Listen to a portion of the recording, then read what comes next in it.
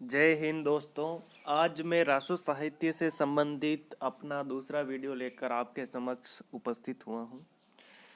रासो साहित्य के बारे में हमने कल चर्चा की थी कि रासो शब्द की व्युत्पत्ति कैसे हुई है और प्रमुख रासो काव्य कौन कौन से हैं तथा साथ ही रासो काव्य की प्रमुख विशेषताएं कौन कौन सी है। रासो काव्य जो राजाओं के आश्रय में लिखा गया, जिसमें सामान्यतः राजाओं की प्रशंसा के गीत गाए गए हैं या राजाओं की प्रशंसा का बखान किया गया है, राजाओं के युद्धों का वर्णन या राजाओं के युद्धों की धमक इन रासो काव्यों में सामान्यतः मिलती है।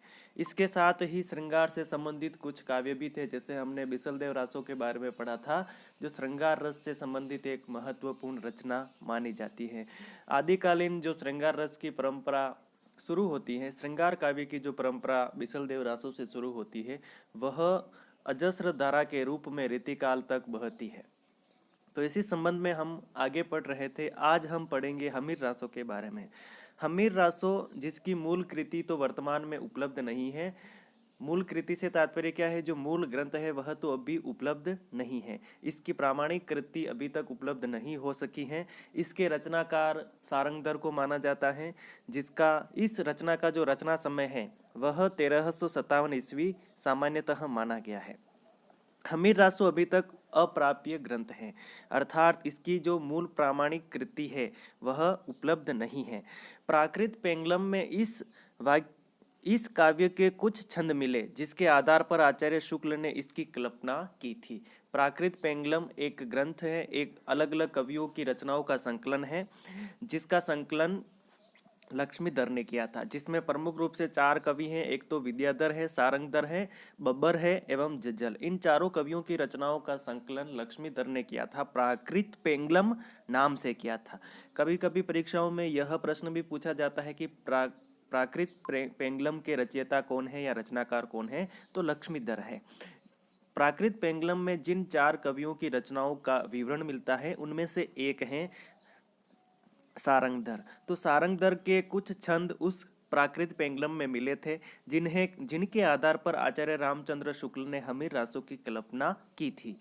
शुक्ल जी के अनुसार इसमें हमीर और अलाउद्दीन के युद्धों का वर्णन तथा हमीर की प्रशंसा होगी।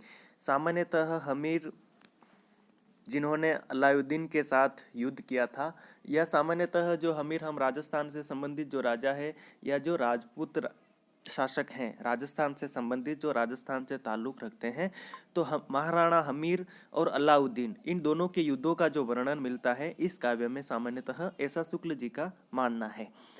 परंतु राहुल सांस्कृत्यायन ने इन पद्यों को जज्जल कवि की रचना घोषित किया है। राहुल सांस्कृत्यायन के बारे में आपने सुन रखा होगा, जिन्होंने हिंदी का प्रथम कवि सरहपाद को माना था। तो राहुल सांस्कृत्यायन ने इन पद्यों का मतलब क्या है? जो पद्य प्राकृत पेंगलम में संकलित हैं, उन पद्यों का रचनाकार किसी जज्जल नामक कवि को माना है। जबकि हजारी प्रसाद जी ने हमीर शब्द अमीर का विकृत रूप माना है, अर्थात मूल रूप से हजारी प्रसाद जी का क्या कहना है कि मूल रूप से यह अमीर था, लेकिन यह शब्द विकृत होकर क्या हो गया? हमीर हो गया। शुक्ल जी ने इसी ग्रंथ से अपभ्रंश की रचनाओं की समाप्ति मानी है। यह प्रश्न भी बनता है दोस्तों कि शुक्ल जी ने किस ग्रंथ से अपभ्रंश रचनाओं की समाप्ति मानी है? तो आपको ध्यान रखना है, हमीर रासो ग्रंथ से अपभ्रंश की रचनाओं की समाप्ति मानी है। ऐसा क्यों कहा है? क्योंकि हमीर रासों में भी अपभ्रंश से प्रभावित भाषा का प्रयोग हुआ था, या अपभ्रंश से प्रभावित हमीर रासो ग्रंथ भी हैं। तो अपभ्रंश की जो समाप्ति है वह हमीर रासो काव्य से शुक्ल जी ने मानी है।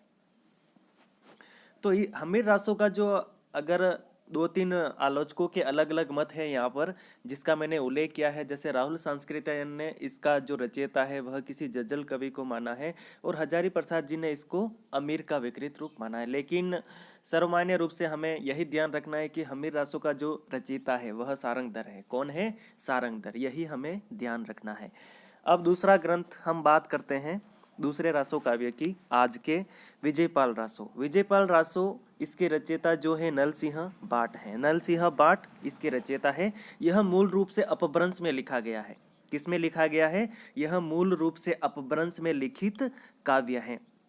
और इसमें भी वीर रस की व्यंजना मिलती है, या यह काव्य भी वीर रस से संबंधित है। वीर रस का चित्रण इस काव्य में मिलता है।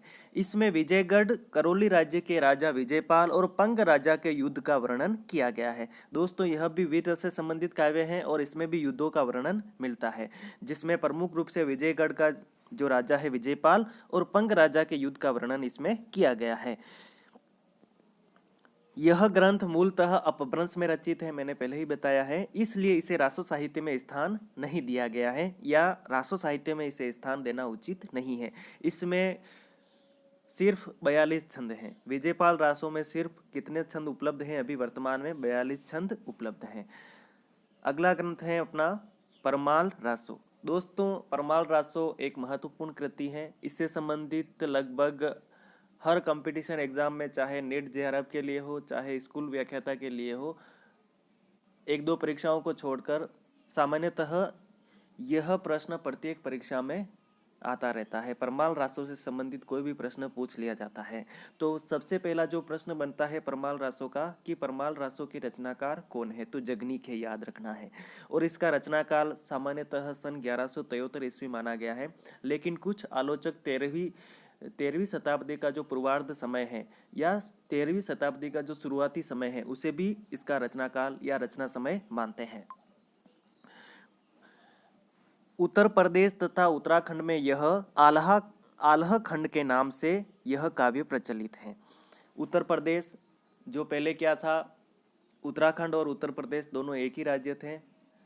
उत्तर प्रदेश का जो अलग विभाजन हुआ उत्तराखंड नाम से, तो सामान्यतः जो उत्तर प्रदेश है और उत्तराखंड है, इन दोनों राज्यों में यह जो काव्य है परमाल रासो आल्हा खंड के नाम से प्रचलित है। प्रचलित कैसे है कि इसको लोक शैली में गाया जाता है, लोक गीतों के रूप में गाया जाता है। तो सामान्यतः वहाँ की जो लौकिक संस्कृति है, उस लौकिक संस्कृति में इस प्रकार के काव्य का बखान या इस प्रकार के काव्य को गाया जाता है, परमाल रासो को, जिसे आल्हा खंड भी कहा गया है। यह काव्य लोक गेय काव्य था। लोक गेय काव्य का मतलब क्या है? लौकिक रूप से जो गाया जाने वाला काव्य है, जिस कारण इसके मूल रूप की सुरक्षा नहीं हो सकी। दोस्तों, लोक गेय काव्य का मतलब क्या है? जो मौखिक परंपरा से एक पीढ़ी से दूसरी पीढ़ी में हस्तांतरित होता रहता है, या जो गीत या जो काव्य या जो साहित्य एक पीढ़ी से दूसरी पीढ़ी में मौखिक परंपरा के रूप में क्या होता रहता है? हस्तांतरित होता रहता है, अगली पीढ़ी को प्राप्त होता रहता है। तो यह काव्य भी मूल रूप से लोक गेय काव्य था। लोक गेय काव्य होने के कारण इसका जो मूल रूप है वह निर्धारित नहीं है। मूल रूप का मतलब क्या होगा कि जिस कवि ने इसके मूल रूप की रचना की होगी वह मूल रूप अभी वर्तमान में उपलब्ध नहीं है, क्योंकि मौखिक परंपरा में आपको पता ही है कि भाषा में परिवर्तन हो जाता है। जैसे जैसे अगली पीढ़ियां आती हैं तो अगली पीढ़ियों की भाषाओं, बोलियों, संस्कृति में भी परिवर्तन होता जाता है। तो इसके मूल रूप में भी परिवर्तन हो गया है। लेकिन फिर भी सन 1865 में चार्ल्स इलियट नाम के एक जो अंग्रेज विद्वान हुए थे, उन्होंने सर्वप्रथम इसका मौखिक परंपरा के आधार पर आल्हा खंड नाम से प्रकाशन करवाया था। दोस्तों, प्रश्न यह भी बनता है कि परमाल रासो का सर्वप्रथम प्रकाशन किसने करवाया था? तो दोस्तों याद रखना है, सन 1865 में चार्ल्स इलियट ने करवाया था। यह प्रश्न भी पूछा जाता है कि कब करवाया था, तो 1865 में करवाया था। और यह प्रश्न भी बनता है कि किस नाम से करवाया था, तो आल्हा खंड नाम से परमाल रासो का प्रकाशन सर्वप्रथम मौखिक परंपरा के आधार पर चार्ल्स इलियट ने करवाया था। डॉक्टर श्याम सुंदर दास ने परमाल रासो नाम से पाठ निर्धारित कर इसे नागरी प्रचारिणी सभा से प्रकाशित करवाया। दोस्तों, यह प्रश्न भी बनेगा कि परमाल रासो नाम से इसका पाठ निर्धारित कर सर्वप्रथम इसे किसने प्रकाशित करवाया और कहाँ से प्रकाशित करवाया? तो डॉक्टर श्याम सुंदर दास ने परमाल रासो नाम से इसका जो पाठ है वह निर्धारित किया, अर्थात जो ग्रंथ उन्होंने संकलित किया उसको नाम दिया परमाल रासो, और फिर उसका प्रकाशन नागरी प्रचारिणी सभा से करवाया। यह वीर रस से परिपूर्ण महत्वपूर्ण कृति है। दोस्तों, यह महत्वपूर्ण कथन है क्योंकि यह जो पूरा ग्रंथ है इसमें वीर रस की भरमार है। वीर रस का जो प्रभावोत्पादक चित्रण है, बड़ा प्रभावित चित्रण इस काव्य में मिलता है। जिसके गीत आषाढ़ व श्रावण मास में गाए जाते हैं। दोस्तों, मैंने पहले ही कहा है कि यह लौकिक गेय काव्य था। तो सामान्यतः लोक परंपरा में इन गीतों को गाया जाता है। और किस ऋतु में गाया जाता है? वर्षा ऋतु में, जिसे हम पावस ऋतु भी कहते हैं। वर्षा ऋतु के जो दो महत्वपूर्ण महीने हैं, आषाढ़ और श्रावण मास, इन महीनों में सामान्यतः यह काव्य गाया जाता है, उत्तराखंड और उत्तरांचल में। जगनीक जगनीक महोबा के चंदेल वंशी राजा परमर्दी देव का आश्रित कवि था या दरबारी कवि था। अर्थात इसका जो रचयिता था जगनीक, वह महोबा, जिसे कालिंजर भी कहा गया है, कालिंजर के चंदेल वंशी राजा हुए थे परमर्दी देव, उनका दरबारी या आश्रित कवि था। उसने इस काव्य में आल्हा और उदल नामक दो वीर सरदारों की वीरतापूर्ण लड़ाइयों का वर्णन किया है। मूल रूप से इसकी कथा किससे संबंधित है? मूल रूप से परमाल रासों की जो कथा है या कथानक है, वह आल्हा और उदल नाम के जो दो वीर सरदार हैं, उनके युद्धों का वर्णन इस परमाल रासों में मिलता है। इसमें वीर भावना का जितना प्रौढ़ रूप मिलता है, वह अन्यत्र दुर्लभ है। इस संबंध में निम्न पंक्तियां द्रष्टव्य हैं। दोस्तों, परमाल रासो जो वीर आदिकाल की वीर रस से संबंधित एक महत्वपूर्ण कृति है, रचना है, जिसमें वीर रस का जो प्रगाढ़ रूप है या जो प्रौढ़ रूप है, वह मिलता है। इससे संबंधित एक कुछ पंक्तियां जो बड़ी प्रसिद्ध हैं, आज भी बड़ी प्रसिद्ध हैं, कि 12 बरस लो कुकुर जीवे अरु 13 लो जिए सियार, बरस 18 क्षत्रिय जीवे आगे जीवन को धिक्कार। अर्थात क्षत्रिय जीवन की महत्ता को प्रतिपादित करते हुए इस ग्रंथ में लिखा गया है, इन पंक्तियों में लिखा गया है कि 12 बरस किसकी उम्र होती है? कुत्ते की या कुकुर की उम्र होती है, और 13 वर्ष सियार की उम्र होती है।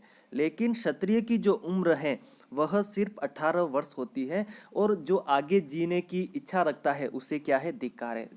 18 वर्ष से तात्पर्य यह है कि क्षत्रिय जो वीरता की एक प्रतिमूर्ति है, उसी के बारे में यहाँ पर वर्णन किया गया है।